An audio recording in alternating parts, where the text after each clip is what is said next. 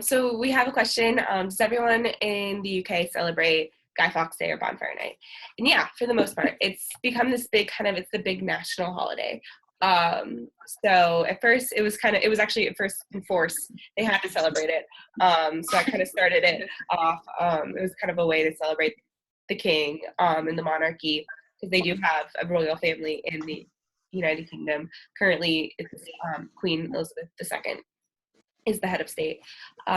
So yeah, at first they had to celebrate, and it's been this really kind of great time where all the communities get together, put on their own fireworks shows. There's a lot, so it's a way to kind of celebrate their history and watch fireworks and burn things. Most people like to do it. Go ahead. You can tell them Chinese is a difficult language to learn too. Chinese is a really difficult language. Oh, sorry. The question was, is Chinese a difficult language to learn? And yeah, it's a super difficult language to learn. I've been learning for 2 years now, and it helps a lot to go to China. But I was just going to show you.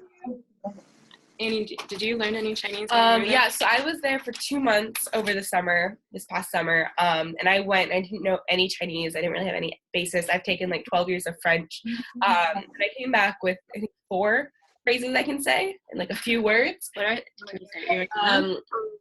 I can say, "别骗我," which is like, don't cheat me. Okay. Yeah, 别骗我. Which is because like in markets and stuff you buy, they like to kind of overcharge for tourists, and like when you look very kind of American or not from China, they try to charge like double. So and that's totally okay, but if you call someone, like if you call them out, if you say like, oh, like don't cheat me, that's like kind of offensive, or they don't want to be perceived as that. So that was, you didn't say that. I was too scared to say that, but some of my friends said that. We had 2 friends with us that spoke Chinese, so they kind of helped us translate. But when I went shopping, I would just be like, if someone was trying to like get me to buy something, I would just be like, 我不要, which basically means like, I don't want that. Yeah, it's like, no, it's like, yeah, I can say like ni hao and shit. Love, thank you. And I just kind of said that with a smile on my face. I was just gonna show, this is my, I have an oral presentation today, and these are my notes. So this is what 2 years of learning Chinese has gotten me so far. Yeah, and it's super hard, but I love it. I think it's a really fun language, and the characters are so interesting, the history is so interesting, and the people are awesome. So I really suggest going there, learning the language if you can. It's hard, but it's super rewarding. Yeah. Is Valentine's Day celebrated in each of the countries you spoke about? Okay, so yes, the question is Valentine's Day celebrated in each of the countries? Yeah, so when I was there, we celebrated is not the right word, but it's become a very commercial holiday to celebrate Shuangdi, which is double 11/11, so November 11th, Shuangdi. I'm not actually sure, but basically it's Singles Day. It's not Valentine's Day, and everyone. It's actually bad to be single on Singles Day, but they had this crazy huge online sale because online shopping. And so this year, I don't remember how much it was, but they made like millions of dollars within the hour of being online for the sale. Yeah, so it's actually I don't think Valentine's Day is really a thing in China. If it is, it's probably just also very commercial. But yeah, that was my experience with it. I didn't actually know about Germany. I feel like maybe just because of like the American influence on a lot of Europe, but I don't really think it's a huge holiday or anything. I'm not quite sure about the United Kingdom. I probably just because UK culture and US culture are rather similar, and Valentine's Day has become very commercial. So just like here, not everyone celebrates it, but you can buy like boxes of chocolate. I think people like take their significant others out on dates. Question? There's another one. Is one of the German Christmas characters Krampus? Yes. Question. Question. Is one of the German Christmas characters Krampus, was the question. And yeah, he is one of there's like a few different sidekicks for Santa Claus. And I think depending on the region, like he might be your Santa's companion or yeah. Who is Krampus? Like, what does he do? Do you know? I'm not 100% sure. I think he's one of the more like kind of creepy characters. Do they go around together? Yeah. Yeah, they He's go the around one together. that hands out the switches. Okay. Oh, So he hands out switches apparently, which are like kind of like a stick that you could like be beat with, I guess, if you're a bad child. Yeah, so it's more kind of just a regional thing, like who is with Santa, depending on their like folktales and stuff. But yeah, there's a few different ones, kind of around the area. My grandpa is German. I think like, he told me that he was actually really terrified of I'm sure Krampus, like growing up. yeah. It's actually a very scary thing. Which is I don't funny. think I would like that if I was a little kid. I don't think I ever remember like seeing anybody dressed up when I was there, just because I don't know, it was a really long time ago.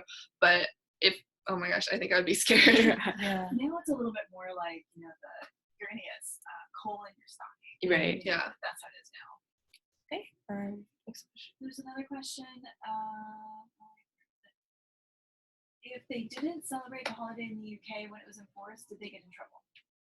Okay, so the question was, if they did not celebrate the holiday in the UK when it was enforced, would they get in trouble? I'm not quite sure, but I think so.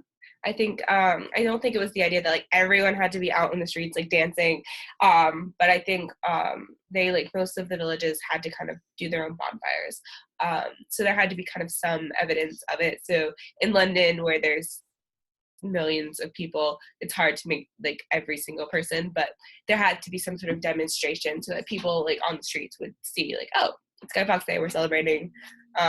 Just like a evidence of the celebration, so people would kind of be reminded of how important the king is. Why was Guy Fawkes singled out in the name of the holiday when there were 13 other men? That's a good question. Yeah, good question. So the question is, why was Guy Fawkes singled out as kind of the name, why was his name, why did it become the name of the holiday when there were 13 other men? So I've tried to figure that out, and I think I kind of know. So there's one other guy that was actually the leader of it, and some people know his name, but for the most part, so Guy Fawkes was in Parliament. So when they marched down to find the barrels filled with gunpowder, he was the one that was there. Yeah, so he was guarding it. So they captured him. He's the one that they tortured, and that's like how they found out about the plot. And he was the one that was like publicly executed.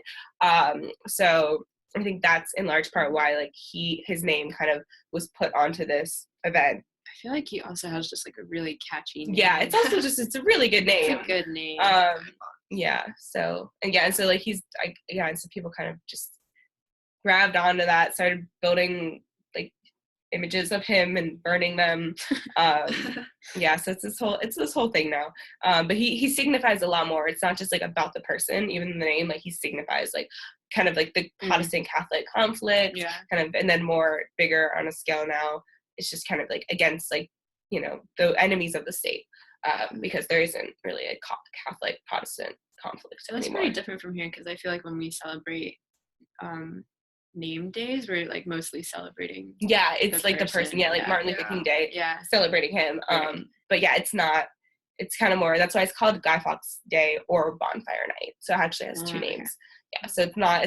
That's why I was confused at first when I was learning about it. It's like, why are they celebrating this guy that tried to kill the king? And it's like, no, it's celebrating the fact that he did it, but his name, he's just associated with it. Yeah. What sports do they have in China? What sports do they have in China? Well, that's a good question. Actually, I don't know if you know this. The Beijing hosted the Olympics in 2008 or 9. Oh, I should know that. That's really important. Even years, 2008. Right? And they're about to host the Winter Olympics. Yeah. The next one, or the one after the next one? I don't know. We'll move on. Yeah, it's coming soon. In terms of sports in China, they have like all the sports we have here. China's become a very globalized place, especially in Beijing, which is where I was.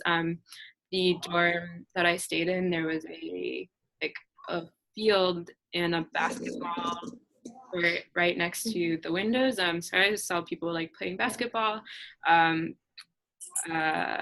soccer on the field. But in terms of like, I don't know if you can count this as sports, but recreation, just like a kind of like exercise recreation is very popular there.